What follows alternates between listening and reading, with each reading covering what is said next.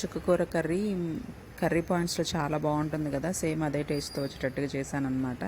చాలా బాగుంది. నేను ఏం చేశానంటే బిర్యానీ చేసుకున్నాను. అందులోకి పుల్లగా బాగుంటుంది కదా గోంగూర బదులని, ఇలా చేసేసాను అనమాట. చక్కగా ఉల్లిపాయలు 2 కట్ చేసేసుకోండి, పచ్చిమిరపకాయలు ఒక 3-4 వేగిన తర్వాత అల్లం వెల్లుల్లి పేస్ట్ వేసేసుకోండి. ఒక 3 టమాటాలు కొంచెం వేసేసి మగ్గిన తర్వాత చుక్కకూర 2 కట్టలు తీసుకున్నాను, కడిగేసేసి చక్కగా వేసేసుకున్నాను. ఇంకా వీటిని కడిగి పెట్టుకున్నాను అంతే, నానబెట్టలేదు ఏమి. ఇంకా మీల్ మేకర్స్ 1 కప్పు వేసేసాను అనమాట. చక్కగా అందులో నీళ్లు పోసేసి మగ్గిచ్చేసేసుకోండి.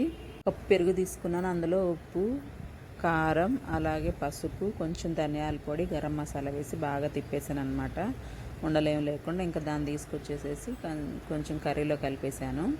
ఇంకా అంతే. కాస్త కావాలనుకుంటే వాటర్ యాడ్ చేసుకోండి. ఇంకా వైట్ రైస్లోకైనా బాగానే ఉంటుంది, చపాతీలోకి కూడా చాలా టేస్టీగా బాగుంటుంది.